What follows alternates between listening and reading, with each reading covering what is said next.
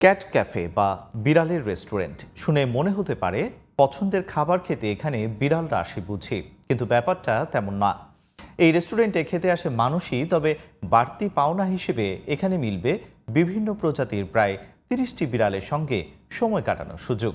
কিন্তু রেস্টুরেন্টে এত বিড়াল একসাথে কেন, সেই গল্পটাই জানাচ্ছেন রফিক মাহমুদ, ছবি তুলেছেন আবুল বাশার।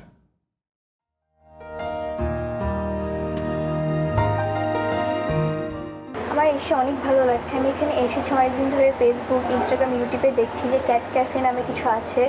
তো আমার বিড়াল অনেক ভালো লাগে, তো আজকে বিড়াল দেখতে পেরে অনেক খুশি হয়েছি। আমার বাসায় আসলে আগে বিড়াল পালা হতো, কিন্তু এখন পালা হয় না। আলিয়া বিনতে সাইফুল্লাহ রাজধানীর মোহাম্মদপুর থেকে মায়ের হাত ধরে প্রথমবার এসেছে ধানমন্ডির ক্যাপাচিনো ক্যাট ক্যাফেতে। এসেই মিলেছে নতুন অনেক বন্ধু। বাসায় বিড়াল পুষতে না পারার আক্ষেপ কিছুটা হলেও যেন কমছে এমন সুযোগ পেয়ে। এখানে অনেক ছোট ছোট বিড়াল আছে যারা অনেক কিউট, খেলতে পছন্দ করে, ঘুমায়, আদর করলে। আলিয়ার মতো অনেকের নরম হাতের আদর উপভোগ করছে ক্যাটজোনের বিড়ালরা। একটি ঘন্টা যেন মহা আনন্দে পার হয়ে যাচ্ছে চোখের পলকে।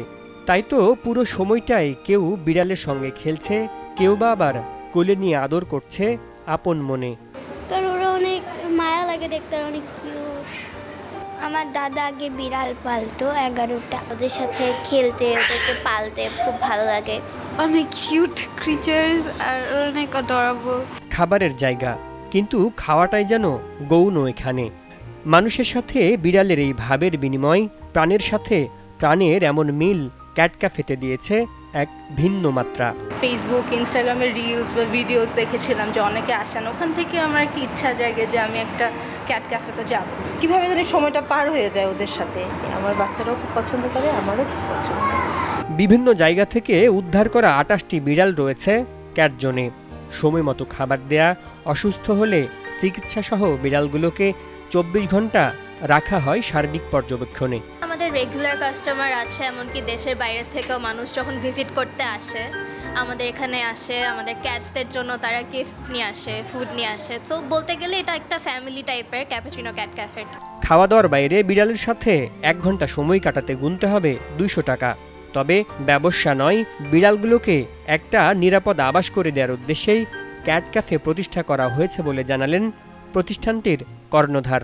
জাপানে কিন্তু ক্যাট ক্যাফে অনেক পপুলার, সেখানে বাংলাদেশে তখন একটা ক্যাট ক্যাফেও ছিল না। তো তখন আমার মাথায় কাজ করে যে এরকম একটা ক্যাফে করলে কেমন হয়, যেখানে বিড়ালগুলো একটা শেল্টার পাবে, মানুষ এসে খেতে পারবে, ওরাও ওই মানুষগুলোর আদর পাবে।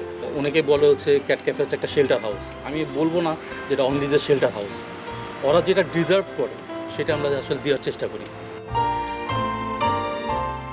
সপ্তাহের 7 দিন দুপুর 12টা থেকে রাত 10টা পর্যন্ত মিলবে আদুরে বিড়ালগুলোর সাথে সময় কাটানোর এই সুযোগ।